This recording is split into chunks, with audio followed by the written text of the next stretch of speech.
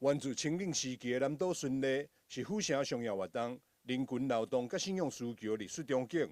當時府城僑商會邀請北港媽入城，祈求商旅平順，買賣興旺。所以巡禮向路不只是信仰的交流，更是台南島甲北港島合作重要交陪。這次北港朝天宮烏面紗馬在暌違109年後再度南下。立委陳廷輝趁着這次的盛事，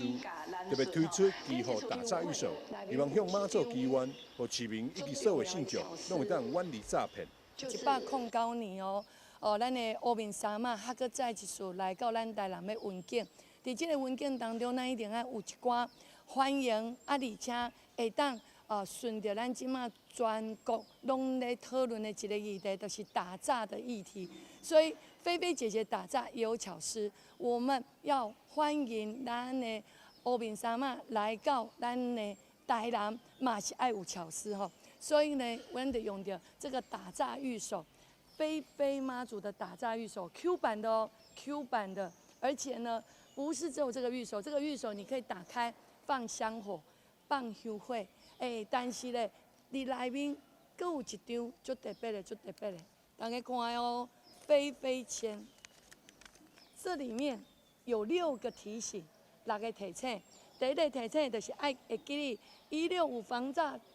騙專線，防詐專線，然後不聽不信不轉賬，你賣黑白聽，賣黑白信，賣黑白轉小吼，閣愛這個3要防詐3要，愛存疑，要查證，要聯繫，而且賴的連結不能隨便亂點，甚至是電話訊息要查證，還有呢就是網絡陷阱。要避開打詐預售發表首日，陳廷輝也在現場發送給教廟來參拜民眾，透過文創簽詩提醒民眾反詐意識。這個菲菲籤呢，我覺得很棒哎，就是它有6大提醒，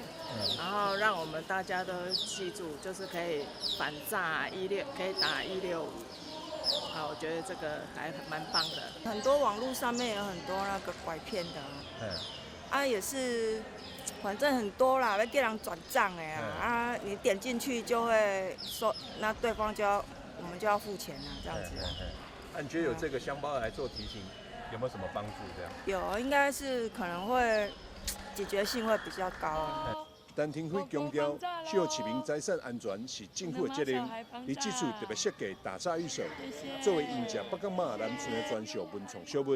希望透過信用甲教育結合。提醒全民提懸防詐意識，共同打造更加安全的生活環境。今日是民調秀儀採訪報道。